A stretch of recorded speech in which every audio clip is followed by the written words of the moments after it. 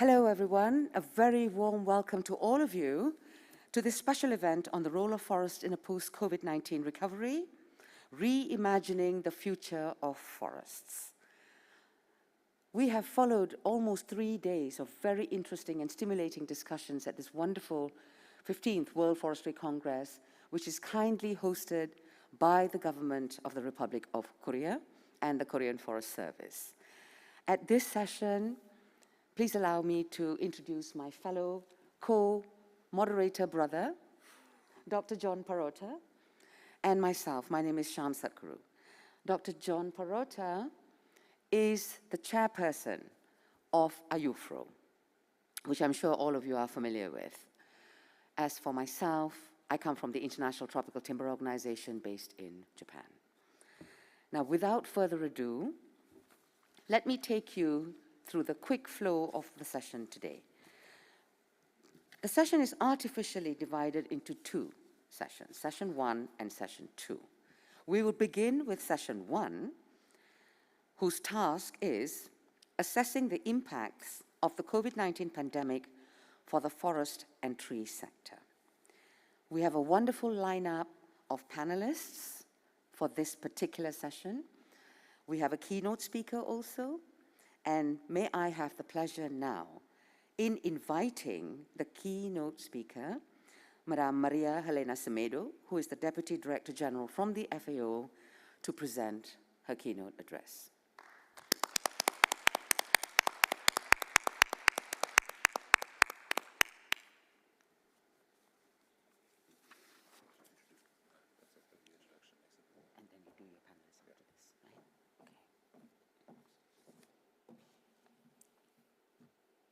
Good afternoon to all here and connected virtually to this event.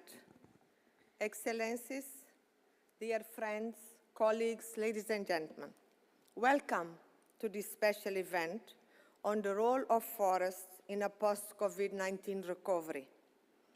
The COVID-19 pandemic is one of the greatest crises the world has experienced in recent times, affecting more than 600 million people and causing over 6 million deaths to date.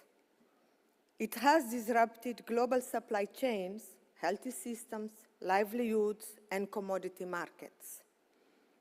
The COVID-19 pandemic also spotlighted the risk of new emerging zoonotic diseases due to a closer contact between humans and wild animals, resulting from deforestation and forest degradation. There is growing recognition that for the global economic recovery from the COVID-19 crisis to be durable and resilient, it must be environmentally sustainable and inclusive. In this regard, the forest sector has unique opportunity to contribute to building back better, play a leading role in the transition to a green, healthy, and resilient future. It is clear that a broad, multi-sectoral approach is required to meet the challenge of COVID-19 recovery. Foresters and forestry-related actors around the globe should seize this opportunity to take the stage in global discussion on sustainability, climate, health, and biodiversity. Forests and trees are an important element of nature-positive solution. That is, action taken to protect, sustainable manage, and restore natural or production ecosystems, while simultaneously providing for human well-being and biodiversity benefits. Goods and services from nature are worth trillions, and nature-positive solutions, including forests and trees, can deliver significant socioeconomic benefits. Dear participants, ladies and gentlemen, let me highlight some of the potential roles forestry can play in a greener post-pandemic future. First, forests cover 1/3 of the world's land surface. The economy and human well-being depend on the functional integrity of forest ecosystem. The ongoing forest loss due to conversion to other land uses and the degradation of forests by unsustainable use pose important risk to the society and the planet. In addition, forests are also affected by climate change and are threatened by an increasing frequency and severity of storms, drought, wildfire, and insect attacks. Investing in enhancing resilience and biodiversity of forests as part of policy response to the COVID-19 pandemic can help reduce the risks. Second, forests are home for millions of people who depend on them for their livelihoods. Many belong to the poorest and most vulnerable segment of society that have been strongly affected by the pandemic. Maintaining healthy and resilient forests and investing in restoring degraded land at scale should therefore be considered in COVID-19 response and economic recovery plans to leave no one behind. Third, productive and healthy forests produce a multitude of goods and services for the benefit of society and sustainable economic development. They are central element to a circular bioeconomy based on sustainably produced materials that can be recycled and reused. Healthy forests contribute to the creation of green jobs, including through nature-based recreation and ecotourism, and they provide renewable energy. And finally, forests have direct and indirect positive effects on the health and well-being of people. And I think we have discussed throughout this week the multitude of effects and contribution forests can have, socioeconomic and also for the well-being. They not only provide medicines, but scientific studies show the benefits of spending time in forests for physical, mental, and spiritual well-being.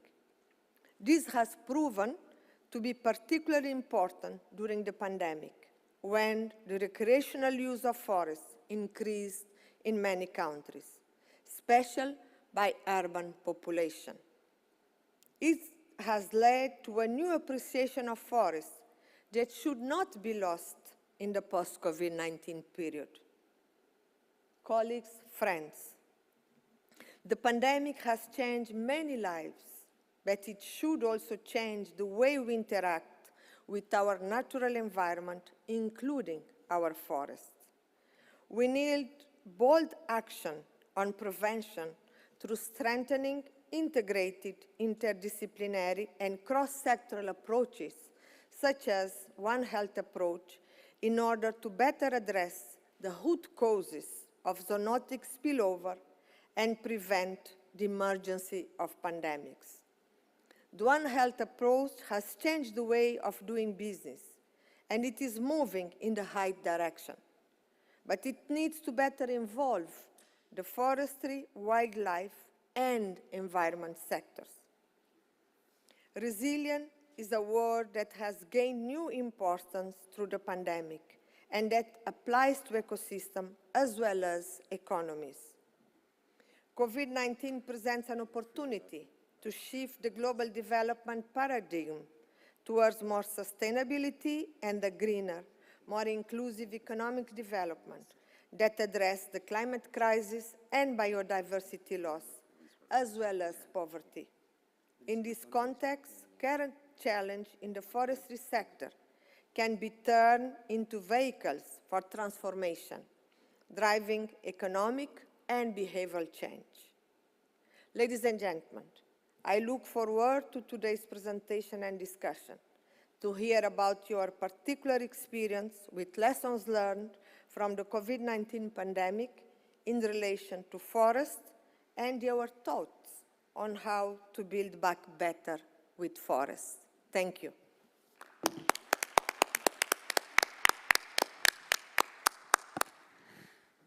Thank you so much, Madame Helena Semedo, for your stimulating keynote address, which sets the scene perfectly for this session. Madame Semedo is Deputy Director General at the FAO, and she is an economist and a politician from Cape Verde. A leading expert in global development issues, Madame has worked in public service for over 30 years. Over the last decade, she has been very busy building and helping the FAO with their work to shape a new global narrative, where agriculture is now prominently featured and recognized as a solution to addressing increasingly complex emerging issues, from transforming food systems to dealing with climate change, and now with the added complication of figuring out a way between the agricultural and the forestry sectors. So we welcome your speech. Thank you, Madame. Another big hand. Yes, in this next segment of the session, we will have four distinguished governmental discussants from various parts of the world discussing the impacts and the near-term responses of the COVID-19 pandemic for the forest sector. And there'll be four discussants. Two of them will be joining us remotely, and two of them are here today. So what I'd like to do is very briefly introduce each of our guests, and those who are here. After I've introduced you, you can come up to take a seat on the stage. First on our list is Ms. Angela Coleman, who is the Associate Chief of the U.S. Forest Service. Angela has been in this position for some time and has actually 27 years of service in the U.S. Forest Service, with a number of responsibilities at regional and national levels. She has a very, very strong background in communications and has ample opportunity to use this in her work, in dealing with the public and in communicating the value of the mission, the value of the work that the Forest Service does for the people of the U.S. So we welcome Angela to this program. The next of our discussants is Dian Sukmajaya from the ASEAN Economic Community Department. He is a senior forest officer in the Food and Agriculture and Forestry Division of the ASEAN Economic Community Department in the ASEAN Secretariat. His responsibilities are very broad. They cover the areas of sustainable forest management, forest law enforcement and governance, forest products development, social forestry, CITES and wildlife enforcement, and forests and climate change. He's also responsible to promote the dialogue on nature-based solutions and decarbonization efforts in forestry sectors. So we welcome Dian. And here with us today at the venue in Seoul is Peter Gondo from the UN Forum on Forests Secretariat. Peter, a Zimbabwean citizen, is a senior forest specialist, currently serving as interregional advisor on sustainable forest management at the UNFF Secretariat, based in New York. He has more than 30 years' experience in forest management and forest research. His current focus is on mobilizing resources for supporting implementation of sustainable forest management, with a particular emphasis on the priorities of the Global Forest Financing Facilitation Network under the UN Strategic Plan for Forests. So welcome, Peter. It's great to have you. And finally, we have Dr. Rosalie Matondo, who's a Ministry of Forest Economy in the Republic of Congo. So Minister Matondo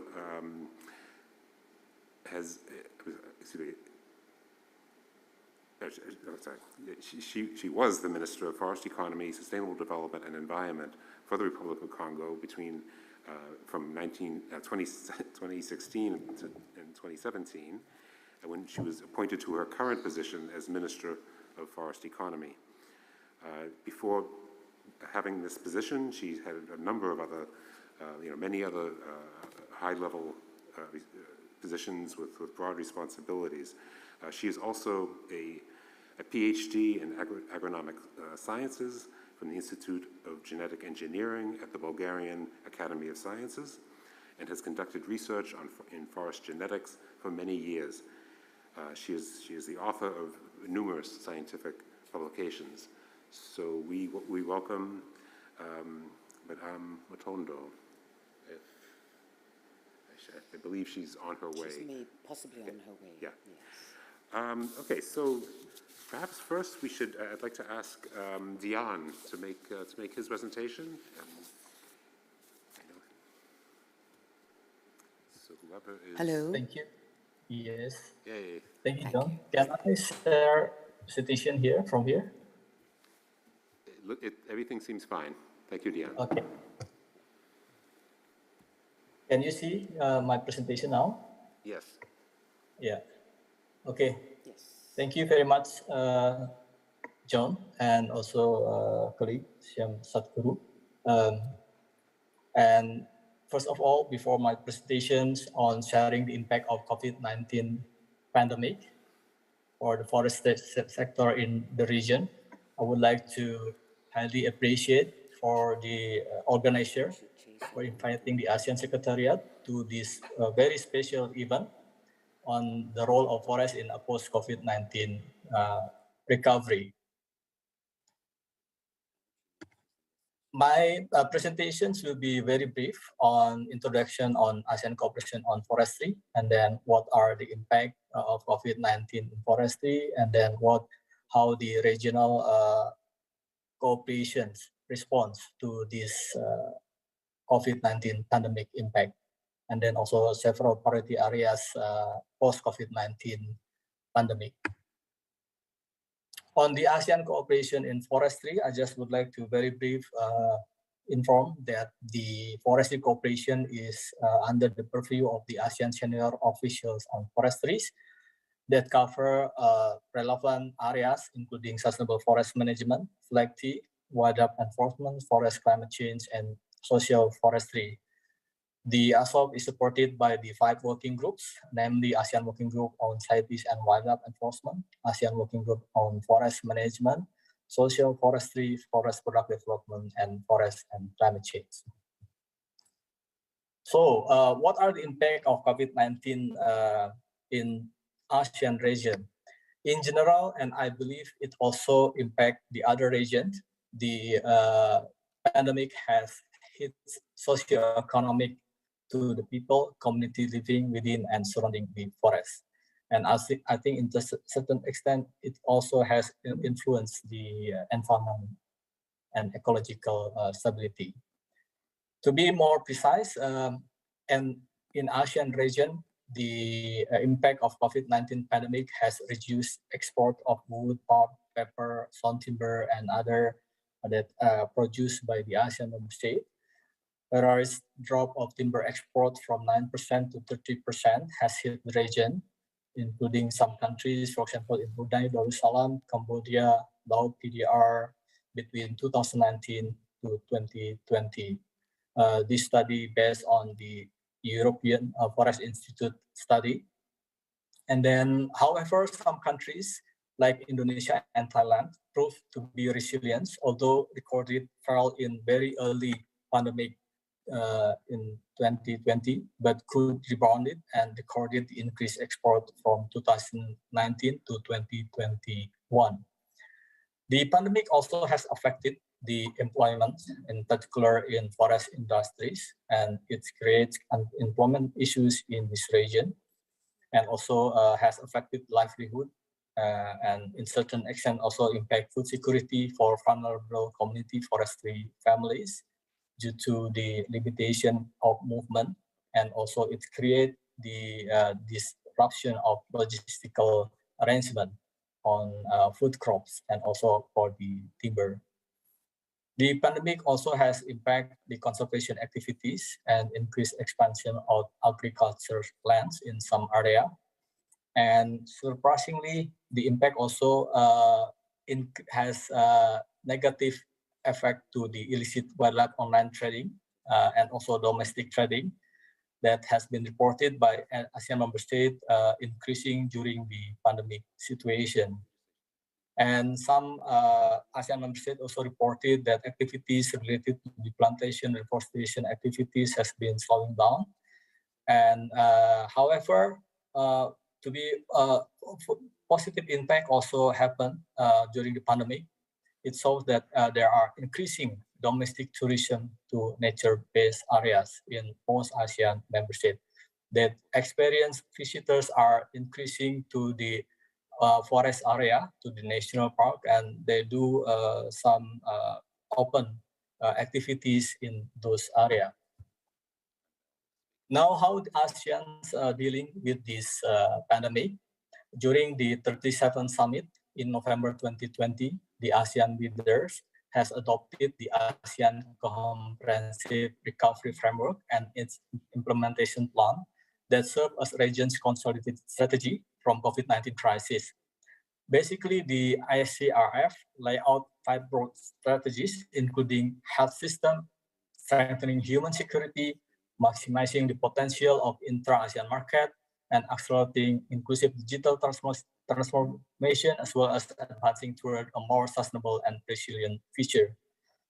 I would like to also highlight what already mentioned by the DG FAO, that cross-sectoral approach is indispensable and very important to deal with this pandemic situation, in particular related to the One Health and to improve food security system in this region. Relevant measures under this comprehensive framework, including to implement ASEAN guidelines on promoting responsible investment in food, agriculture, and forestry, promote awareness on the risk of zoonotic diseases transmission from wildlife trade. ASEAN is developing the ASEAN strategy for preventing transmission of zoonotic diseases from wildlife trade, and also underline the importance to promote nature-based solutions or ecosystem-based approach to prevent future pandemics through cross-sectoral collaboration, as well as to promote climate-smart agriculture and sustainable agriculture in this region. On the conclusion, despite the negative impact of COVID-19 pandemic, forestry sectors actually has proved to be resilient to the impact of COVID-19 pandemic. At the regional level, ASEAN has taken immediate action through adoption of the ACRF, and the ACRF will complement the national interventions against COVID-19 crisis.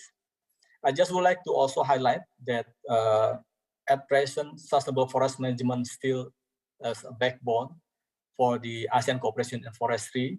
And for us as forester, I think it should be essential to ensure sustainability of forest resources for socio-economic benefit and environmental sustainability in any regions, let's say climate change regime, and also during the pandemic situation.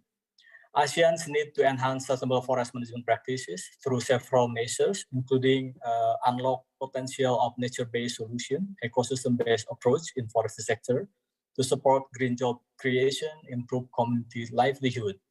And I think for the nature-based solution, we can also engage our colleague from Singapore to promote urban forestry so that they can also involve actively under the dialogue on social forestry. ASEAN also try to support sustainable responsible investment in enhancing forest potential in facing multiple crises. There should be more solutive actions to reduce deforestation and land degradation. And also ASEAN is prioritized areas on promoting the decarbonization effort and circularity in forestry sector, as well as strengthen social forestry practices and promote marketability of non-timber forest products to improve livelihood. I think those very relevant to the promoting nature-based solution and the decarbonization efforts, of which ASEAN is moving forward to promote ASEAN carbon neutrality. Last but not least, we as foresters should never forget that forest has and always be contributed to sustainable development. can support economic growth while also ensuring ecological sustainability and provide social beneficiaries. COVID-19 pandemic has proved that forestry has its resilient and provide many opportunities for communities locally, regionally, and even globally. We need to enhance our forests as natural capital and further promote green initiative and global green value chains through more action-oriented beyond strengthening commitment. As foresters, I personally also would like to highlight that we should not leave the forest behind. Instead of, we need to showcase to the world that the forest is indispensable to protect our earth, despite, of course, the importance of issues related to the climate change and other issues related to the food security. Forests can contribute to those areas. With that, I would like to thank you for your attention, and back to you, to John. Thank you very much. Yes, thank you.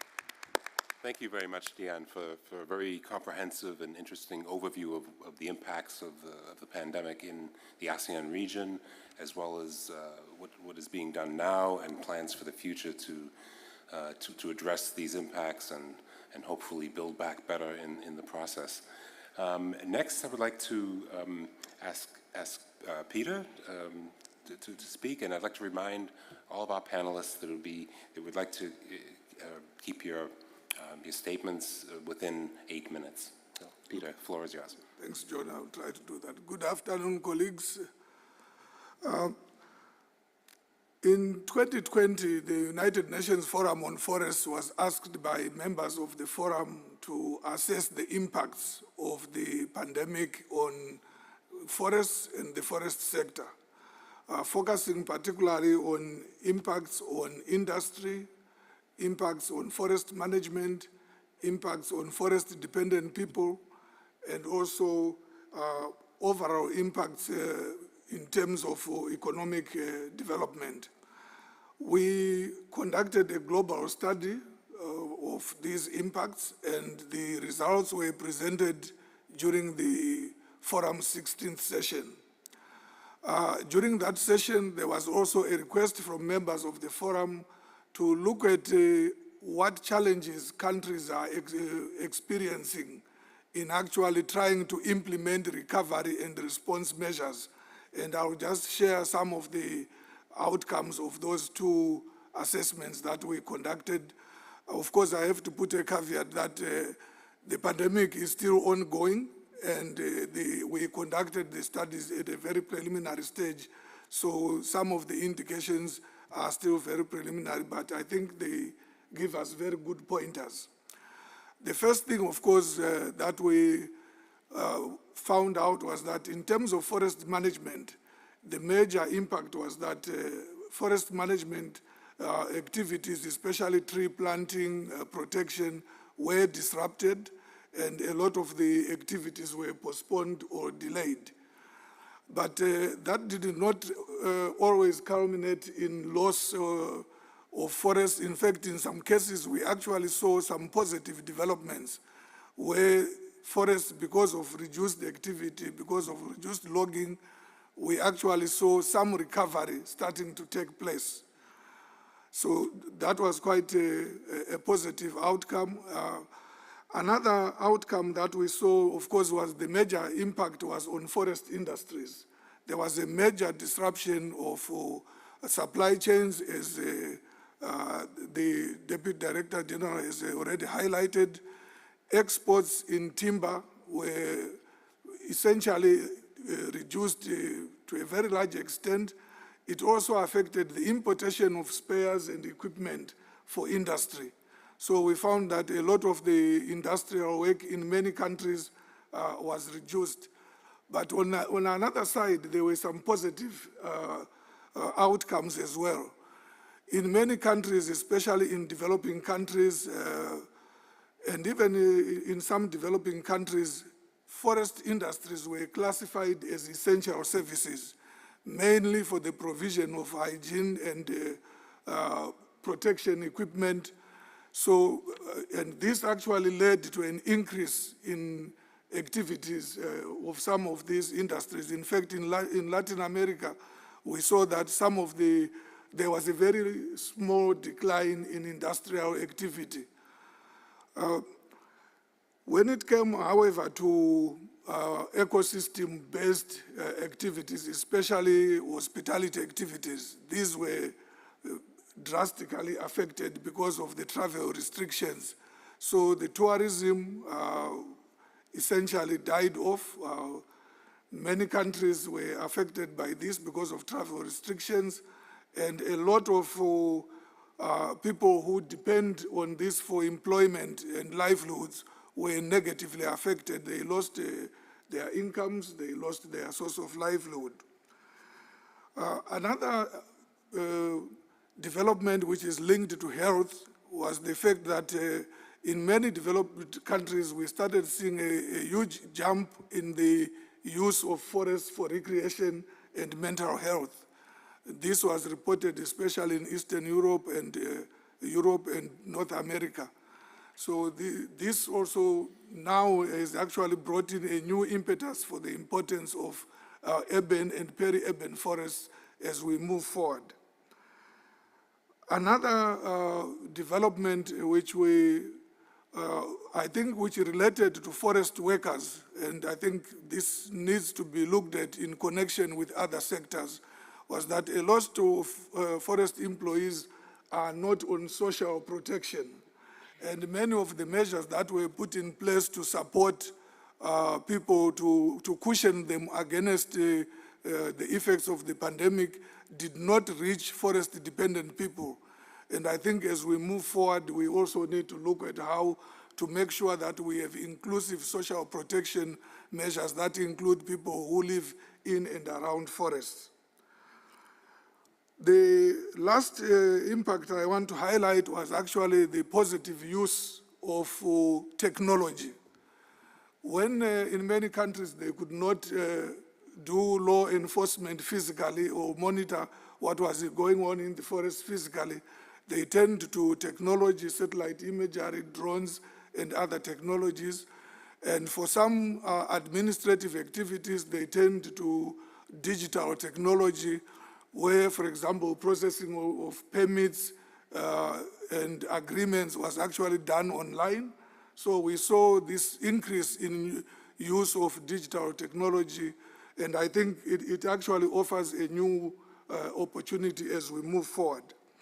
Now, when we looked at the recovery measures, the study indicated that for the countries that are making rapid progress, sustainable forest management has been made an integral part of the recovery plans. And we have seen this especially in Europe and in North America. You'll find that there are actually specific budgets that have been provided for sustainable forest management.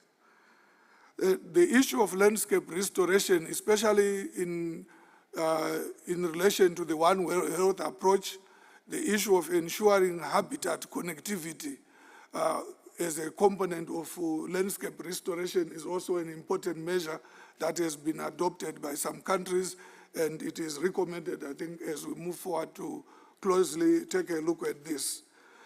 But as we have noticed, because for the developing countries, their fiscal space or the amount of financial resources they have to deal with the recovery and response to the pandemic, they don't have many resources. They have very limited resources to invest in sustainable forest management.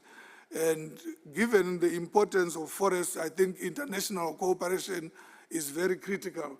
And we have already started seeing some partnership between different partners in the north, the developed countries, multilateral development banks, partnering with countries to start developing these recovery strategies, which include forestry. I think I would end there in terms of I can add later. Thank you. Thank you, Peter. Okay. Thank you, Peter. Actually, I'd like to thank you very much for your really superb synthesis of a very, very large body of knowledge that came from the regional studies in that UNFF assessment. I think you've summarized for us extremely well what the major impacts have been, what the regional differences we've seen, and also what's being done so far in terms of short-term recovery. So thank you very much for that work.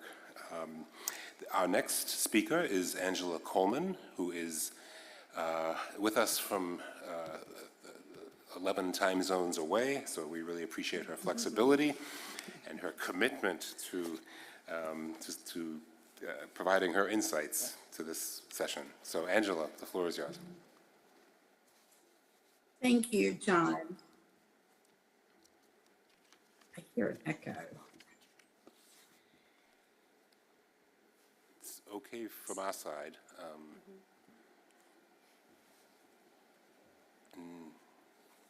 No, we're not hearing you at all now. So I think we need a little technical support. Let's try now. Can you hear me now? Fine. I think it's fine now. Okay. Your Excellencies, Madam Minister, distinguished panelists, delegates, and colleagues in Seoul and around the world. It is a privilege to speak to you today at this special session, The Role of Forests in a Post-COVID-19 Recovery. First, I want to commend the Korea Forest Service and FAO for convening the world's forestry community. We are excited to have this opportunity to share knowledge and learn from you. The mission of the U.S. Forest Service is to sustain the health, diversity, and productivity of forests and grasslands to meet the needs of present and future generations. And like you, we faced tremendous adversity in fulfilling our mission during the COVID-19 pandemic. I work in downtown Washington, D.C. at the Forest Service headquarters. And when we got orders to shut down our offices and work from home, I naively thought it would be just for a few weeks. I dropped a few things in my briefcase, picked up my laptop computer, and left my office. I couldn't have been more wrong. Over the last 2 years, we literally managed and oversaw our agency mission of 30,000 employees, a multi-billion-dollar budget, and a national emergency response to national record wildfires from our desks in our homes, connected only by electronic devices, with only occasional visits to the field and occasional visits back to our offices. None of us have ever lived through anything like this before. And let us admit, the United States was hit hard. As of late April, the US had recorded 81 million cases of COVID infections with about 990,000 deaths. We're going to touch 1 million at some point.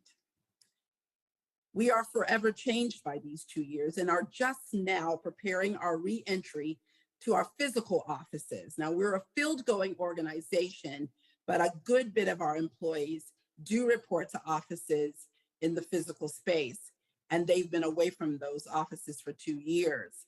And they're now preparing by June to resume at least a hybrid of that work, going half-time or smaller portions, or dividing time between being in person and being at home to do their work or teleworking elsewhere. But we've learned a lot about our management over the last 2 years, and we'll be applying it to our future mission and recovery efforts in our country. So we appreciate the opportunity to share how this crisis has changed our work and how it will aid recovery. During the COVID pandemic, we saw unprecedented levels of wildfire activity in the Western United States. And like other countries, when it comes to managing wildland fire, our first priority is to protect the health, the safety, and well-being of our wildland firefighters and the communities we serve.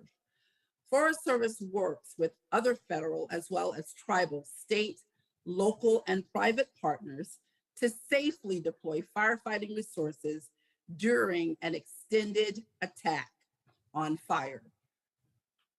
Although the current rate of COVID-19 has dropped to a more manageable level, despite the variants we're seeing rise up, causing an uptick right now, we still are taking our mitigation measures very seriously to protect firefighters and communities in compliance with recommendations from health professionals. In adjusting our operations, we learned a lot about how we manage fires over the last 2 years and will continue to include best practices like smaller fire camps and remote incident management support when we can. Our dispersed operations not only minimized the spread of COVID-19, but it also improved the overall health and availability of our firefighters in a very long and arduous year of firefighting. Firefighting crews reported they were much healthier because they avoided common sicknesses through their social distancing.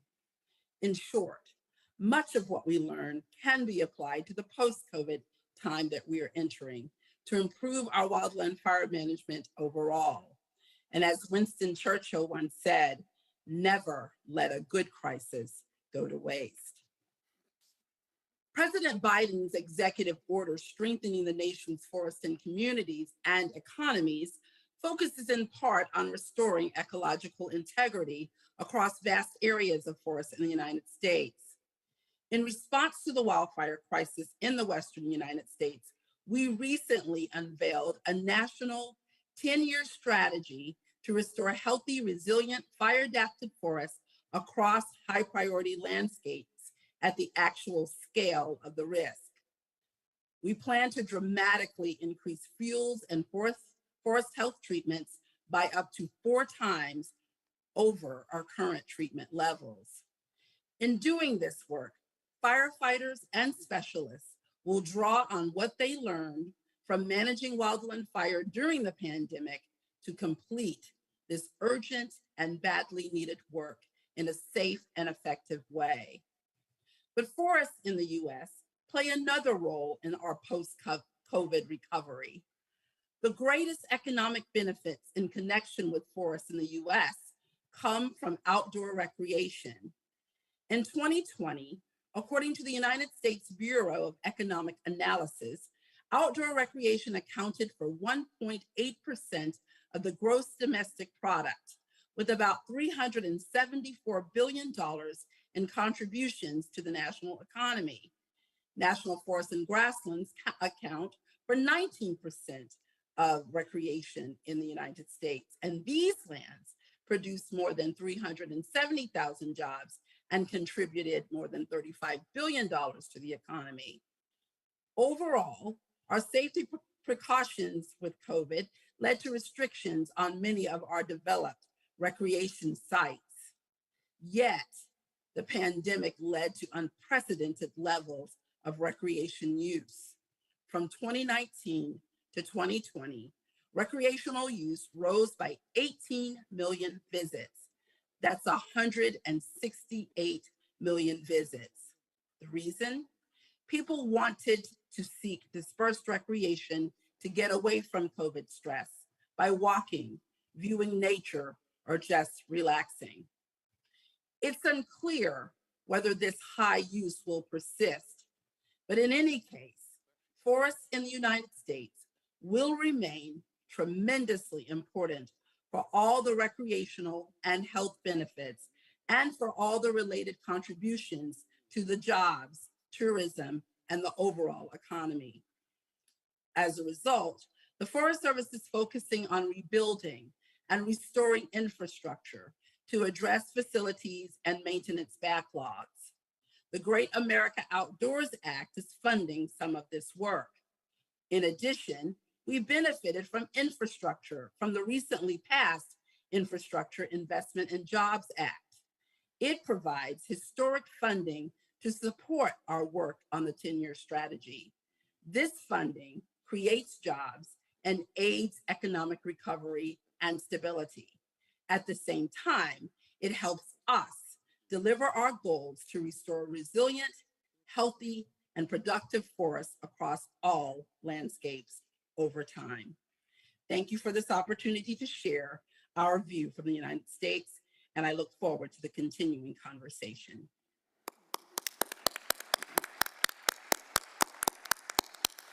Thank you very much, Angela, for very descriptive and interesting overview of how the U.S. has dealt with COVID, and particularly in the forest sector, what it meant to the U.S. Forest Service, and especially sharing with us some of the positive, proactive measures being taken thanks to all the COVID relief funding that's been flowing from the U.S. government. So there's actually some very good news there. So again, appreciate all of your thoughts and information that you provided. Hopefully we'll have some time at the end of the session to come back to our speakers in this first part of the session, in which case I hope Angela and Diane, you can stay with us in case there are some questions near the end of the session.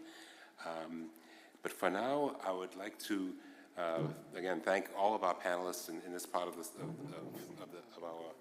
our session.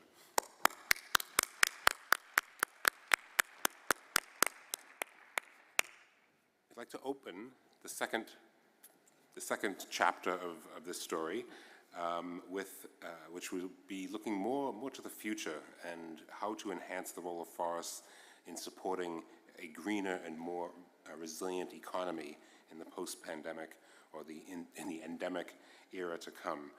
And we'd like to start this part of the program off with a keynote presentation by Priya Shyamsundar, who is joining us remotely. Oh, no, I think she's actually sent her pre-recorded presentation, but it's a very interesting one. I'd like to say a few words about Priya. Yes, Priya Shyamsundar is a lead economist for the Nature Conservancy.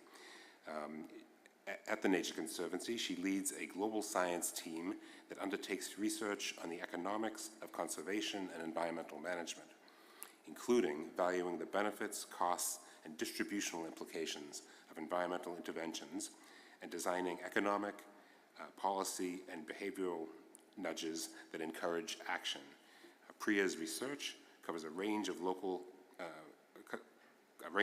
conservation to global climate change issues, with a particular focus on economic development.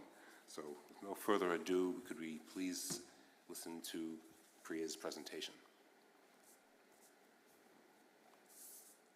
Thank you for this invitation. I must say that this is a unique invitation in that I've never had to be awake at 1 a.m. for a presentation before this. But I'm glad to be part of this important discussion on COVID recovery. I want to make the case that COVID recovery efforts can contribute to forest and tree-based strategies that can benefit millions of local communities and smallholders. I would like to show through this presentation that with some careful investments, smallholder-driven tree cover restoration can be a critical strategy for climate mitigation and sustainable development. First, as we all recognize, forest, trees, and poverty overlap. But to remind ourselves, about a fourth of the world's people live close to forests. Recent estimates from Erbog et al. Suggest that nearly 300 million people in low-income countries live in areas with restoration potential, and a great many people, particularly poor people, depend on forests and trees for their income and livelihoods. So as forests degrade or are restored, they affect the lives of millions.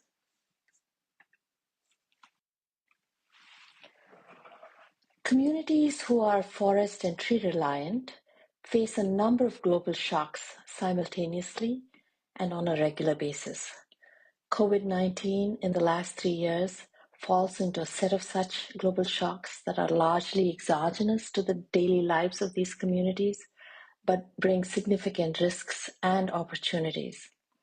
In recent work, we identified 6 such shocks that collectively have an impact on forest and tree-dependent communities. COVID-19 occurs in many forest-proximate areas where there is already high background rates of malaria, dengue, and other infectious diseases. Here, with COVID-19, poor communities have likely seen changes in labor and non-labor income, especially if their work is tied to forest-related tourism or disrupted forestry or agricultural supply chains, a decline in remittances and internal migration, increasing pressure on forests and trees and household consumption, significant health impacts, even existential threats in remote indigenous territories because of limited access to healthcare and ability to reduce spread. Thus, it is useful to think of a COVID recovery scenario as one that recognizes the cumulative risks posed by multiple global forces, including pandemics, on poor communities. In a business as usual scenario, these forces, in conjunction with limited rights, resources, and skills required to prosper from global changes, are likely to place poor and transient poor households under additional stress. Forests and trees can help the poor address these profound global changes, but policy integration is absolutely essential. I now want to shift to a very specific investment strategy as part of COVID recovery. Large-scale tree planting in agricultural and degraded forest lands is envisaged by international initiatives such as the UN Decade on Ecosystem Restoration, the Bond Challenge, and NDCs to the Paris Agreement. Yet persistent concerns remain regarding the feasibility and social desirability of such efforts, stemming from implementation challenges, potential threats to food security and biodiversity, market risks, and potential exacerbation of inequities from ignoring local socioeconomic realities. This suggests a need for a portfolio approach to tree cover restoration that includes activities that range from tree planting by governments to agroforestry by smallholder communities. Smallholders who operate on less than 5 hectares of land dominate agricultural systems in low and middle income countries and can be a major force for global restoration.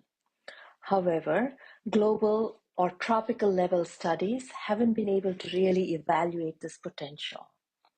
Much is known about what motivates investments in tree planting by institutional investors and governments and factors that influence tree planting by individual smallholders, but the potential scale of smallholder restoration and the combination of conditions needed to achieve large increases in smallholder tree planting is poorly understood.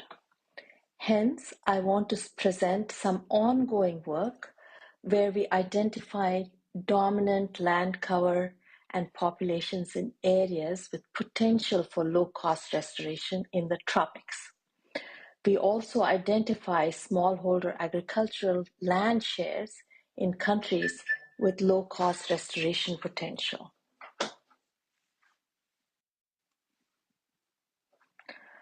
Our overlays of land uses and population maps on previously available spatial data on areas with potential for low-cost restoration suggest the following. Most potential restorable areas in the tropics are largely being used as croplands or pasturelands. Panel A and Panel B in the slide. Potentially restorable areas in croplands are distributed fairly evenly amongst Asia, Africa, and the tropical Americas. In South and Southeast Asia, potential restorable areas are predominantly in croplands, over 70%. Pasturelands account for 45 to 40% of low-cost restorable lands in Africa and the Americas. Some 220, 59, and 22 million people live in areas that we have identified as potentially restorable cropland, pastureland, and degraded forest lands. So the bottom line is that a lot of the lands that are potentially restorable at low cost seem to be in agricultural or pastoral systems.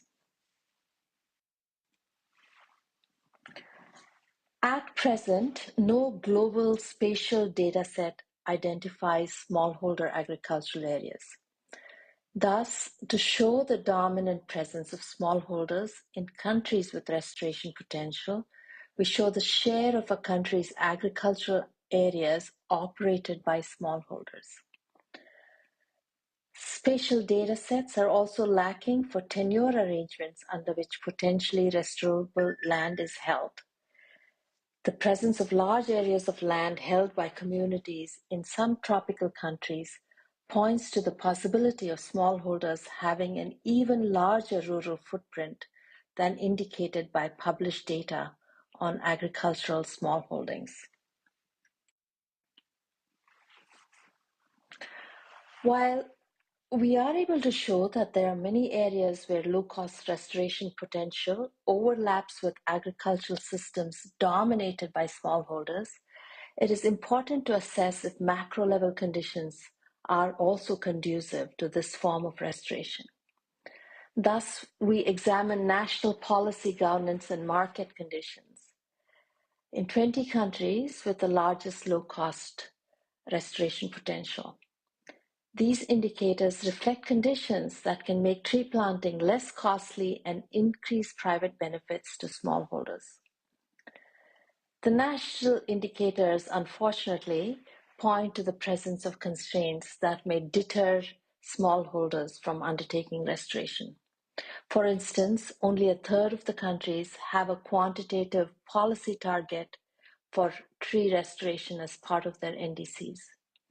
No country falls within the top quarter for any governance or market indicator pointing to policy and institutional barriers to smallholder restoration activities. Only 2 of the 20 countries rank high on EBA index, and the median time to market is less than an hour in only 7 countries, suggesting that market transaction costs may be quite high in several countries. Thus, there is clearly a need for reforms that can relax these constraints if smallholder restoration is to scale. Enabling conditions for tree cover restoration by smallholders manifest in different ways at subnational levels, which is where restoration activities are implemented. Thus, to understand implementation constraints to promoting restoration at scale, we brought together a group of experts who have some experience in this area. And this was a group that comprised of researchers and practitioners. The slide that you're looking at presents a typology of implementation constraints that emerged from these discussions. It also identifies emerging and demonstrated solutions to these constraints. While I can't go into details presented in this slide, I simply want to make the point that there is a lot of good work and experience that we can use to scale up smallholder restoration. Finally, 4 broad principles can act as guideposts for addressing the multiple challenges laid out in the last few slides. Restoration program first needs to align with farmer preferences, build on social norms, and address capacity needs. This will require upfront engagement with smallholders, building trusted partnerships, and prioritizing smallholder preferences where there are differences between global restoration and smallholder goals. Uncertainty regarding inputs and outcomes associated with tree planting needs need to be reduced. A set of lookup tables on appropriate species, tree survival rates, carbon accumulation rates, land and tree rights, etc., would reduce the transaction costs of reforestation or restoration investments by smallholders. policy reforms that increase revenues from tree products and make market transactions less costly and more widespread are absolutely essential. Financing from public and private resources will need to meet smallholder needs by expanding rural credit access, accepting varied forms of collateral, offering different insurance products, and loans with longer payback periods to allow for tree growth.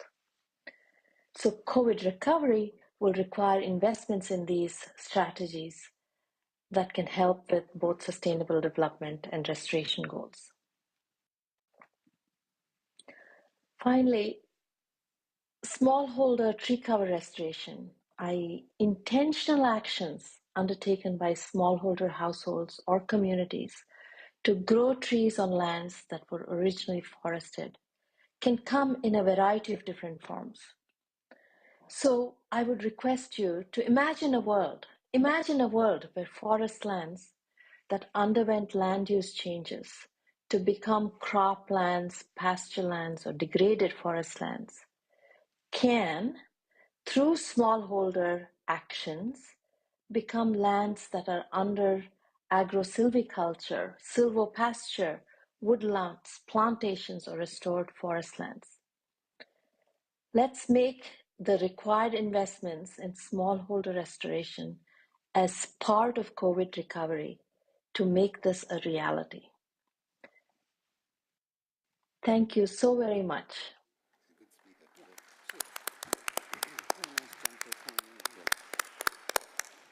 Well, that was an excellent presentation, and it's a pity she's not with us either virtually or in person, because I'm sure we could have a good conversation about that, about her excellent work on the analysis of the potential of smallholder restoration activities.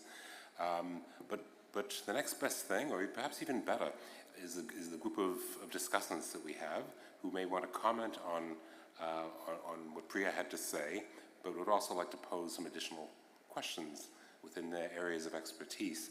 And at this point, I'd like to turn this over to my sister, Shyam. Thank you so much, John. Now, I have the pleasure and the privilege of inviting our three discussants up on stage. Your Excellency, Ambassador Jose Carlos de Fonseca Jr., Executive Director of IBA, welcome. Dr. Robert Nasi, the Director General of C4 ACRAF, please come up. And finally, Dr. John Stanturf, Visiting Professor, Chair of Forest Management Planning, Estonian University of Life Sciences. Please give a big hand to all of them. Pleasure is all ours, please. Welcome.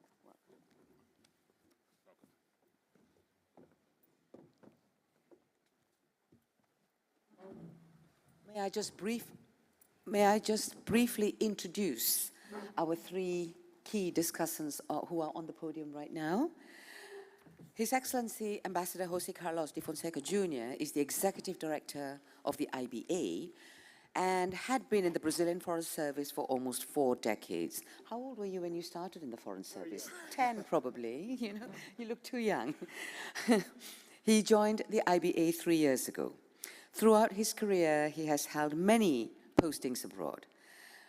His Excellency has also been a member of the Federal Parliament, representing his home state of Espírito Santo, and he still sits on the steering committee of the Forest Dialogue out of Yale University and on the International Council of Forests and Paper Association, ICFPA, besides being the Vice Chair on the Advisory Committee on the Sustainable Forest-Based Industry, AXFI, which comes under the FAO. His Excellency is also the co-facilitator of the Brazilian Climate Coalition, Forest and Agriculture, representing the private sector within the multi-stakeholder platform. Dr. Robert Nasi is a forest engineer holding a PhD in the field of ecology from the University of Paris-Sud, Ossé. Since 1982, Dr. Robert has gained considerable experience with extensive work being conducted in Africa, Asia, and the Pacific, undertaking research activities in the fields of ecology, and the management of tropical forests.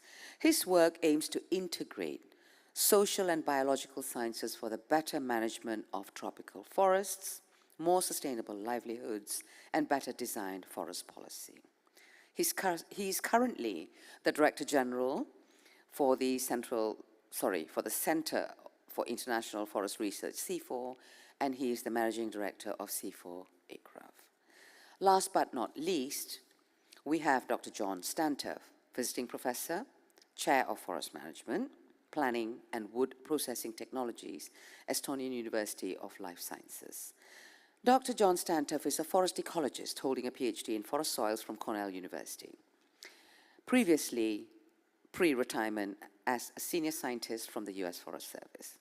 He consults now on forest restoration with a Danish consulting firm who conducts training on forest landscape restoration for IUFRO, where he serves as the deputy coordinator of the task force on transforming forest landscapes for future climates and human well-being. He works in temperate, boreal, and tropical forests globally. So as you can see, we have a highly distinguished panel of discussants here, and we will be throwing certain questions in turn to them for them to present their perspectives. May I also kindly please remind each of the discussants, can you please keep your responses rather brief, to about 2 to 3 minutes each. And now I hand it back to my brother John to throw the first set of questions out to the first discussant. Thank you, John. Thank you, Shyam. And on my part, thanks to all the panelists who agreed to subject themselves to these questions, but we know we're going to get a lot of insight in your answers. I'd like to direct the first question to Robert, and this is as follows. How can the forest sector position itself to effectively contribute to the post-COVID-19 recovery by supporting transformations that will also help addressing climate change and biodiversity crises? Well, thanks, John. I mean, what we are facing now is that I think that we seem to have forgotten the better and the build back better. And I think that's where the forestry sector at large can bring this back into the equation. And I will not repeat again what was said by Peter, but I think by moving into what can be called Forestry 4.0, by analogy to the Industry 4.0, improving the use of digital technology, looking at innovation in terms of social innovation, and we have seen some proposal in terms of how we involve local community, indigenous people, smallholders, looking at forestry beyond the classic forestry. I mean, it's sort of the importance of forest and trees in the urban environment in terms of buffering against wind, high temperature, the importance of forest in terms of mesoclimate. But look at what is happening in India this week. Well, some place the temperature is at 60 degrees. So all these things could be improved, and could be if we address properly the various questions that unfortunately we have been facing for the last 30 years in the forestry sector, and we didn't seem to make a lot of progress. So I think that's the opportunity now, maybe that the COVID-19 pandemic will be the wake-up call. Say, okay, we have been largely degrading our forest, and we are paying the result of it. Now it's time to use the potential of the forest, trees, agroforestry, other things like military equipment, and we should do what we know. The point is that this is not a technological problem. We have the technological solution. It's a societal problem, and it's something where the society at all should react. Thank you, Robert. I actually have a follow-up question for you, if you don't mind. This is a key, a very important question. What can the role of the forest sector be in protecting us against future pandemics? I think we have to be we have to be realistic. I mean, forests don't really care very much whether we are affected by a pandemic or not. And I don't think that Mother Nature really bother about us. What is important to understand, and it's the fact that what we are facing now as COVID-19 is the result of an imbalance in the natural environment. Is what we have. We are just facing the monster that we have created, and we are in the COVID-19 pandemic. But let's not forget that another pandemic that has killed 38 million people and continue killing people like HIV comes also from inappropriate management or appropriate action in the forestry sector. So 80% of the emerging viral disease that we have seen emerging, and they are emerging more and more, they come from mismanagement of natural resources and mostly forest. And so the role of the forestry sector in terms of protecting us against the next pandemic is more the role of human being in treating better forests, trees and agroforestry so that we don't have the problem that we are facing now. So there is a huge potential. I mean, we did some empirical study that showed that there is a high incidence of Ebola viral disease 2 years after deforestation. So if you don't deforest, you don't have that. And so on. So that's the thing that we need to understand. I mean, it's the onus is in our camp. I mean, the ball is in our camp. The forest will not do anything. This is for us to do what we have to do in terms of managing better this resource for building back better and avoiding the next problem. Thank you, Robert.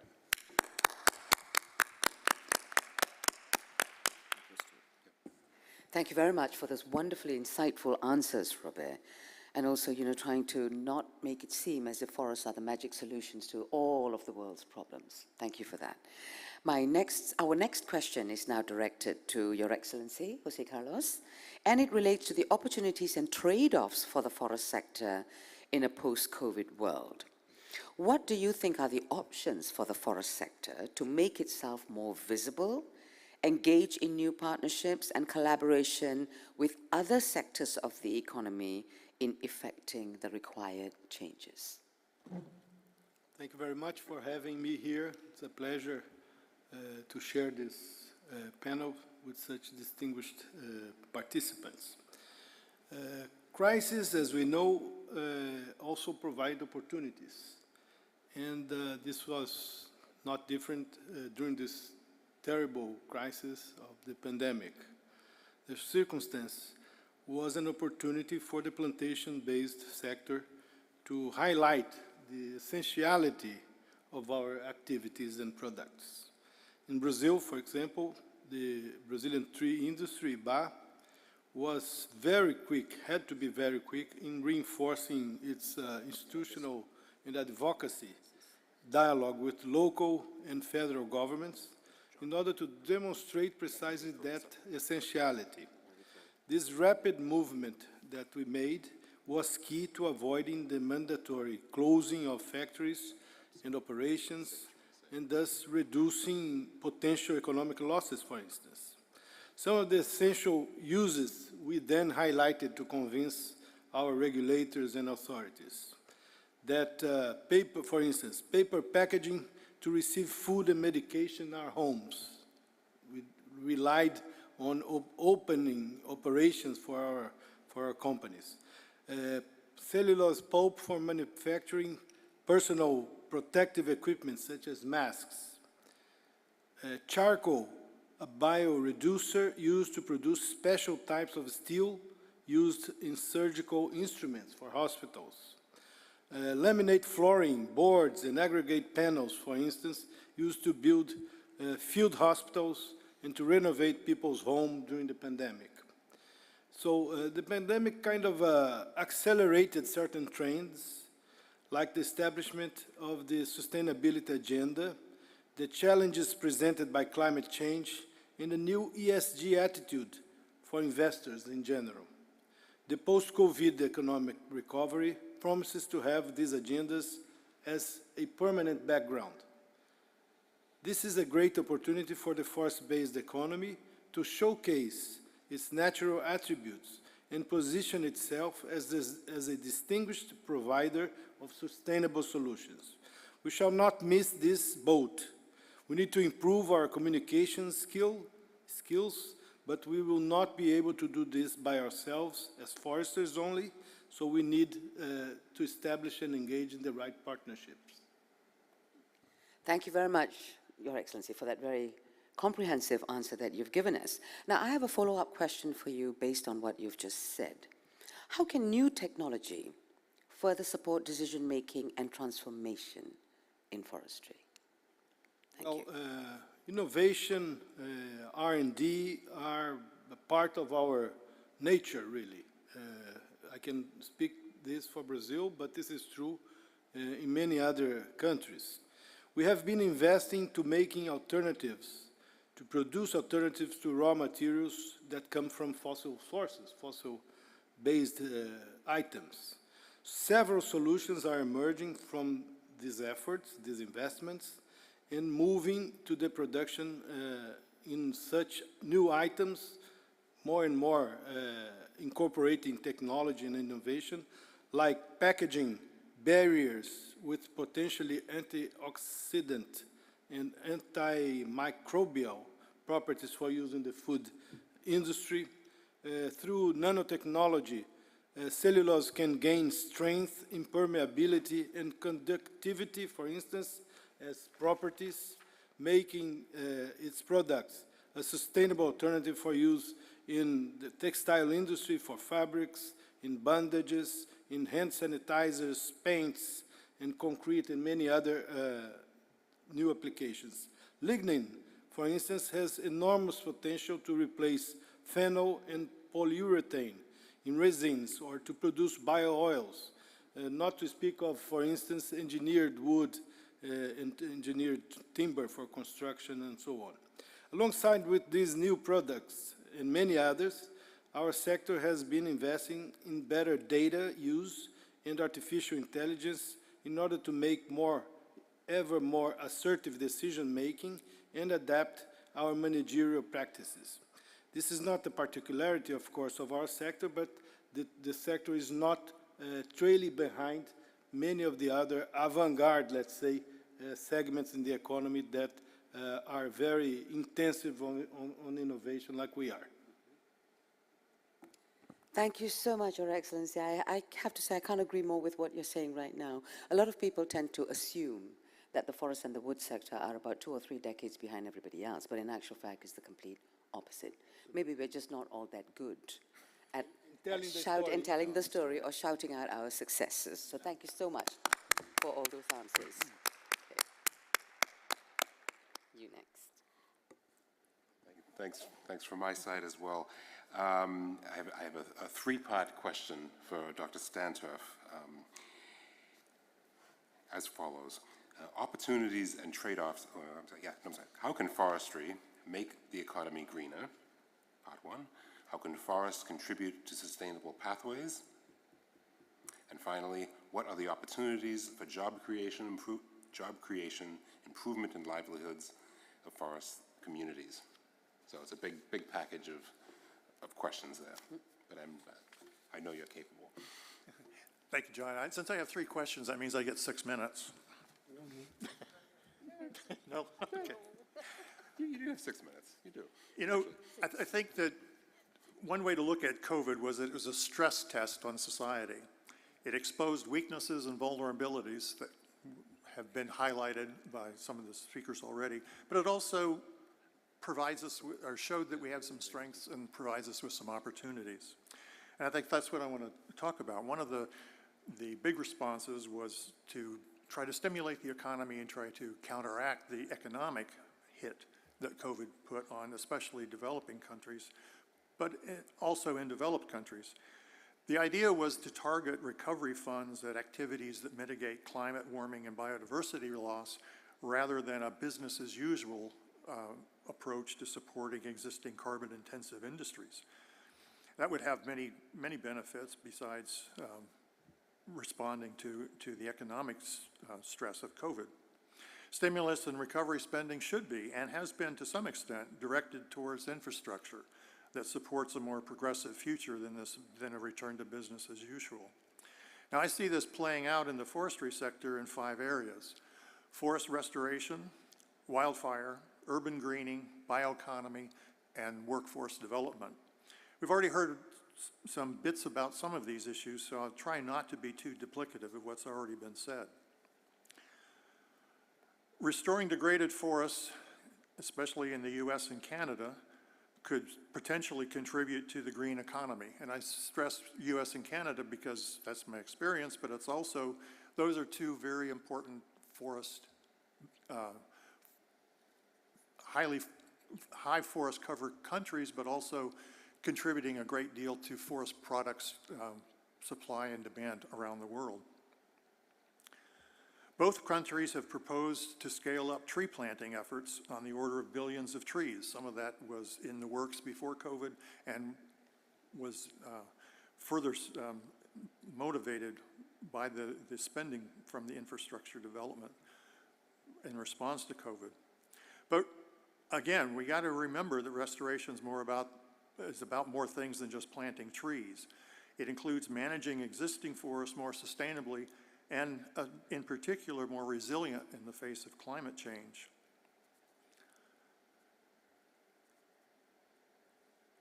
As Angela Coleman talked about, especially in the US, the pandemic coincided with a very bad wildfire year, the first year of the pandemic, and it has continued. Wildfire has been a major concern for globally, and this is only going to increase under climate change. Areas that have not been subjected to wildfire historically are likely to begin to feel those effects as climate warms and dries in some areas. So the lessons that we've learned in North America and Australia, especially on how to live in fire-adapted or fire-influenced communities, has global application.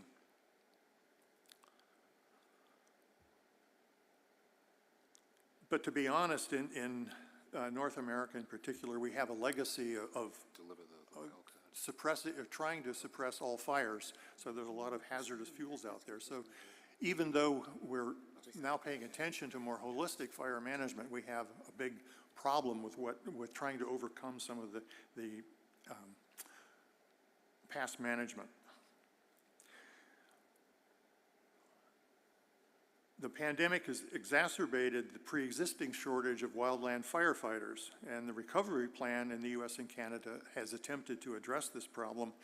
And honestly, so far it's only had mixed results. So turning to urban greening, the pandemic's highlighted, as several speakers have already said, the importance of forests to social well-being and increase the utilization of parks and natural areas. And I think the forest sector can capitalize on this, especially in terms of urban greening and urban rewilding that's gained a lot of attention as people have sought the outdoors to overcome the isolation effects of COVID.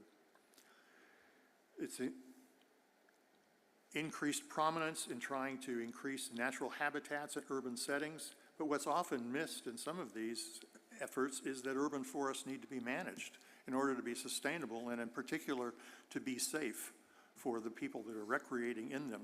That's an opportunity for the forest sector, the forestry community, to reach urban dwellers and perhaps create teachable moments about the need for management in human-dominated natural systems.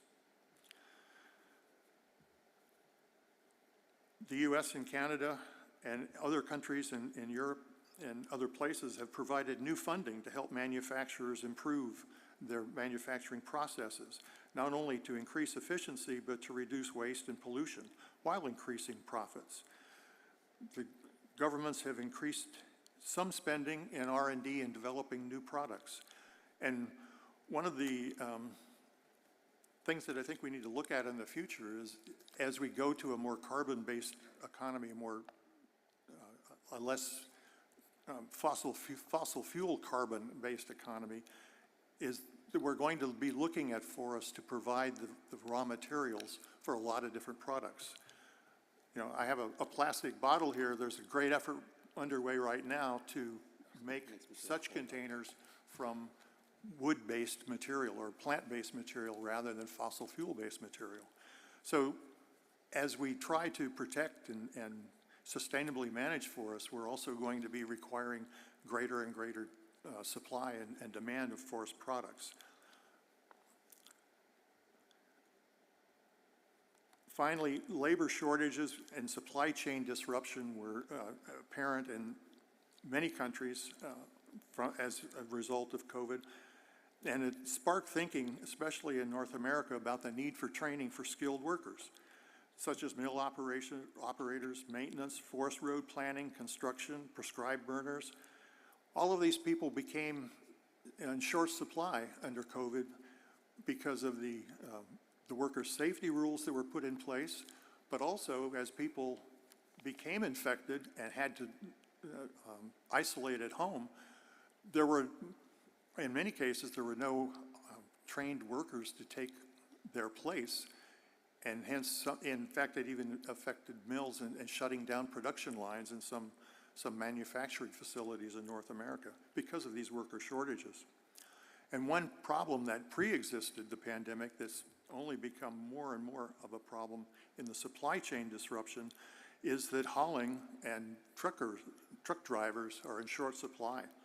And that's been a real bottleneck in the wood supply chain in North America. Some efforts are directed at overcoming that, but some people argue that it's not a lack of training, it's that we have deregulated some industries to the point where those jobs are just not attractive. And we're seeing that in many industries. People are realizing that, you know, maybe I just don't need that low-paying, stressful job anymore. So there's a great deal of disruption in labor markets.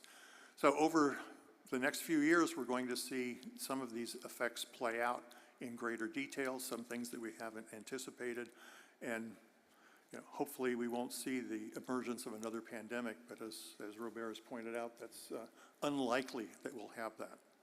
So thank you. Thank you very much, John. That was an excellent, again, coverage of a wide radar of issues, but excellently captured. Thank you to John. Now, in the interest of time, I mean, I noticed that we're already 2 minutes over time, but considering we started 5 minutes late, I hope that the audience is quite happy just to sit tight for a further 5 minutes. Just to wrap up the session quickly, maybe we can take one question from the audience, and please indicate which panel member you are directing your question to. I think we can take perhaps one before we have to sum up and end this marvelous session. Any takers? If there are no takers, we'll proceed immediately to the sum. Yes. Okay. Yeah, are we good? Okay, right. Now I'm going to do a very feeble attempt at trying to summarize this session that has had inputs from such highly distinguished speakers and also presenters virtually as well as in person. What we have gleaned from what the speakers from the session 1 and also our discussants from session 2 have contributed almost as follows. The first point is further collaboration with other sectors and partnerships with other sectors and other players really needs to be accelerated. Forestry, the forestry sector simply cannot do this alone. This needs to be accompanied with far more creative and accessible funding and investment underpinned by political will and also support from the other sectors, which includes the financial sector. The second point is opportunities are to be capitalized upon now. They are not to be missed. Act now, especially so on the low-cost restoration, particularly in the tropics that was presented by Priya, and also for all the other potential low-hanging fruit elements that have been mentioned by a number of the speakers at this session today. Third, it is also confirmed that further efforts to restore production forests and landscapes has accelerated as a result of the pandemic situation, and this has also accelerated product innovation, not just in the wood sector, but also in other sectors that are tending to favor nature-based solutions and natural raw materials rather than man-made, chemically focused, environmentally less friendly materials. The next point is a lot more focus needs to be placed on assisting smallholders by introducing the concepts of agroforestry to them, but not to forget or not to assume that this will benefit them. So there needs to be further consultation and further consolidation, actually, in trying to bring the smallholders together and also introducing these new concepts, particularly the trees outside forests, meaning trees outside forest boundaries. New technology is to be celebrated, particularly in the bio-oil sector, which has enhanced the engineering of wood products and other products. And the underlining factor here is the forest sector is not behind.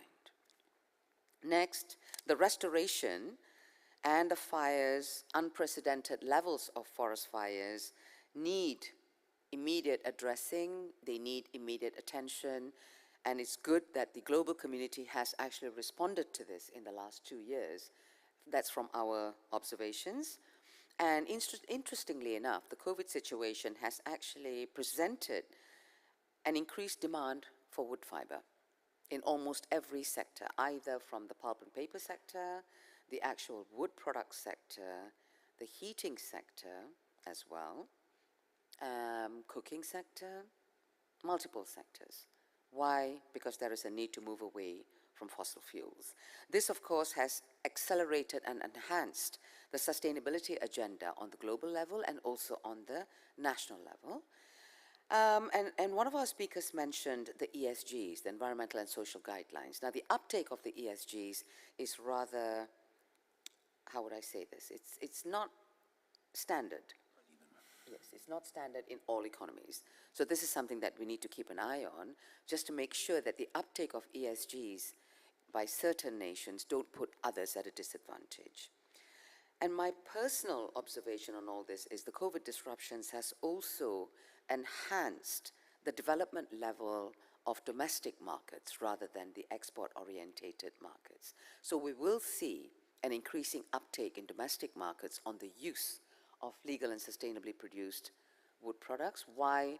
This is due to the disruption that has been caused in the last 2 years at least to the COVID-19 pandemic, which John mentioned in his, so did Ambassador Jose Carlos.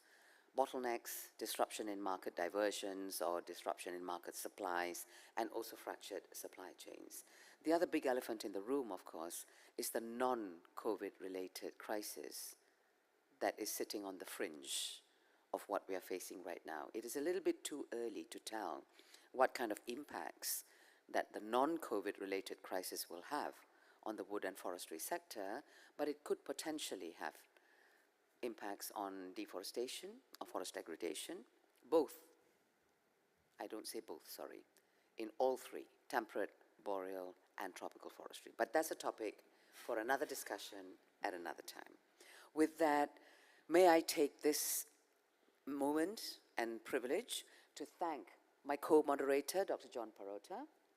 A big hand for all our keynote speakers, our earlier presenters, and also our very distinguished discussants, and all the more our thank you to you as the audience for sitting through and listening to us. Thank you so much.